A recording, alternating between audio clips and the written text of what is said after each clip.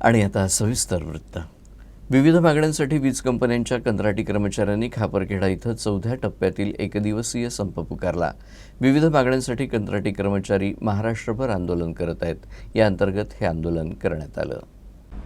मिळालेल्या माहितीनुसार महाराष्ट्र राज्य वीज मंडळ कंत्राटी कामगार संघटना संयुक्त कृती समितीनं सरकार आणि प्रशासनाला 7 तारखेला नोटीस बजावली होती. त्यानुसार खापरखेडा कृती समितीकडून 4था टप्पा एकदिवसीय धरणे आंदोलन करण्यात आलं. आंदोलनाला उत्तम प्रतिसाद मिळाला. पूरक भत्त्यामध्ये 30% पगारवाढ, 15 ते 20 वर्षांपासून काम करणाऱ्या अनुभवी कंत्राटी कामगारांना रोजंदारी पद्धतीनं सामावून घेणं, समान कामात समान वेतन, तिन्ही वीज कंपन्यांच्या कर्मचाऱ्यांना हरियाणा पॅटर्न प्रमाणे कंत्राटदार मुक्त रोजगार लागू करण्यात यावे, अशा अन्य इतर 13 मागण्यांना घेऊन महापारेषण, महावितरण अशा तिन्ही कंपन्यातील कंत्राटी कामगारांनी आंदोलन पुकारलं होतं.